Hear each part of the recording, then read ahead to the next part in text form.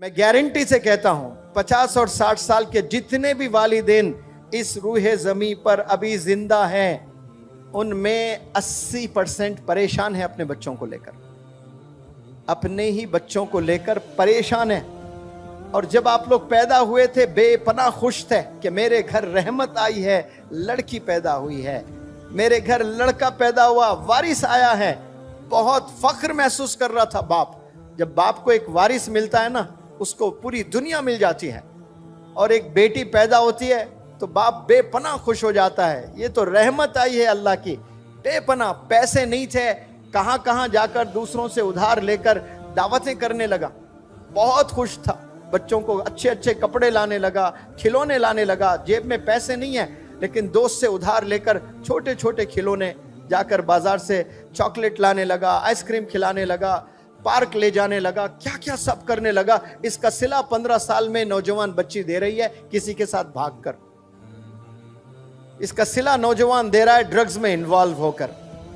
जो टीम बन गए, आपकी अम्मी आपके अब्बू एक टीम बनकर आप पर फिदा हो गए, आपकी ग्रूमिंग में लग गए, आपके रेजिंग में लग गए, खिलाने में लग गए, पिलाने में लग गए, पहनाने में लग गए, पढ़ाने में लग गए।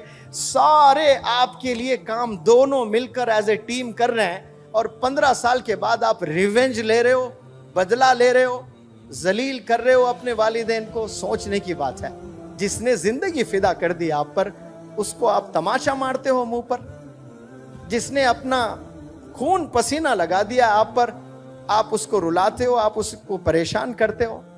सोचे थोड़ा सा आप, अकेले तन्हा कभी ऐसा भी सोचे, जैसा आप सोचते हो वैसा तो सोच रहे हैं, सब सोच रहे हैं। कभी आप, मैं जो बोल रहा हूं ना, उस पॉइंट ऑफ व्यू से भी सोचिएगा।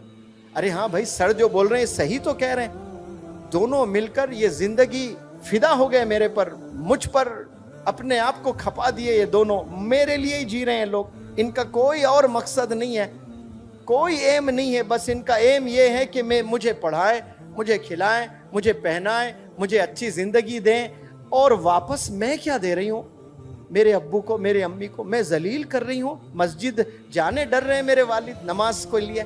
क्यों? मैंने ऐसी घिनौनी हरकत कर दी कि मस्जिद में जाकर नमाज पढ़ने बाप डर रहा है, शर्मिंदगी से चेहरा नहीं दिखा पा रहा है। थोड़ा सा इमेजिन करें, आपके वालिद है, मस्जिद में नहीं जा पा रहे, वहां जहां बचपन से नमाज पढ़ा करते थे। आज आपने ऐसी हरकत कर दी जो वालिद मोहल्ले में किसी के मुंह दिखाने लायक नहीं रहे। आपकी हरकतों से ड्रग्स में इन्वॉल्व, शर्म आ रही है बाप को, गलियां बदलकर दूसरे गलियों से जा रहा है। ये नौजवान ऐसे तोहफे दे रहे हैं अपने वालिदैन को। फख्र महसूस करना, प्राउड फील करना, डैड आपके माम प्राउड फील करना, मेरी बेटी खुश होना। वालिदैन प्यारे बच्चों मर जाते हैं, कसम खुदा की उनकी दुआएं जिंदा रहती है। जो दुआएं आप लोग को किए थे ना वो माजी में, कभी रातों में किए, कभी जुमे में किए, कभी रोजे की हालत में किए, कभी इफ्तार करते हुए आंख से आंसू बहाए आप लोग के मुस्तकबिल के लिए। वालिद तो इंतकाल हो गया, वालिद की दुआ जिंदा रहती है। माँ इंतकाल हो गया, माँ की दुआएं जिंदा रहती है।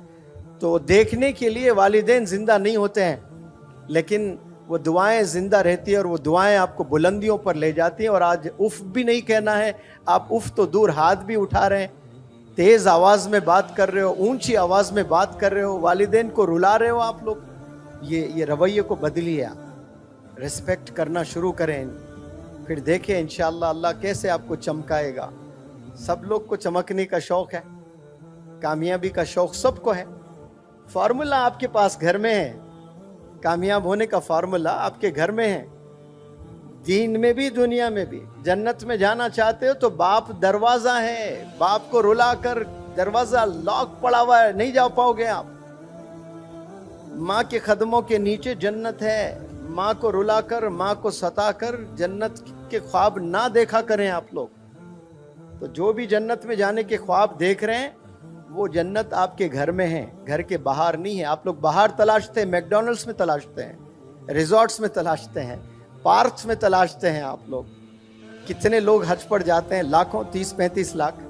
क्या सबके हज कबूल होते हैं? सबके नहीं कबूल होते हैं, कुछ लोग के हज कबूल होते हैं। अब्बा हुजूर आराम कर रहे हैं सिर्फ, और आप गए कमरे में देखकर खुश हुए, ये मेरे अब्बा, मकबूल हज का सवाब मिलेगा। कौन से हज का सवाब? मकबूल हज। एक तो हज का सवाब, एक मकबूल हज का सवाब। यानी गोया आपके हज को अल्लाह ने कबूल कर लिया, क्योंकि अल्लाह जानता है सबके पास पैसे नहीं है, सब हज पर नहीं जा सकते। कोई बीमार है हज पर नहीं जा सकता, कोई मखरूस है हज पर नहीं जा सकता, कोई अपाहिज है हज पर नहीं जा सकता। वो बंदा अपने वालिदैन को मुस्कुराते हुए देखे, हज का सवाब मिलता है। लेकिन गफलत की जिंदगी में नौजवान जी रहे हैं, उन्हें पता ही नहीं, और हज पे जाते हैं, बड़े खुश होते हैं, वालिदैन को सता रहे हैं। तो अल्लाह को ऐसा हज भी नहीं चाहिए, ऐसे नमाज भी नहीं चाहिए जो वालिदैन को 365 दिन रुलाते हो, और आप हज पर भी जा रहे हो, साल में 2 उम्रे भी कर रहे हो, 5 वक्त नमाज भी पढ़ रहे हो, चैरिटी भी दे रहे हो, लेकिन जो असल काम आपने करना है घर में, जो वालिदैन की खिदमत, उनकी रिस्पेक्ट, वो ना करें तो फिर कुछ नहीं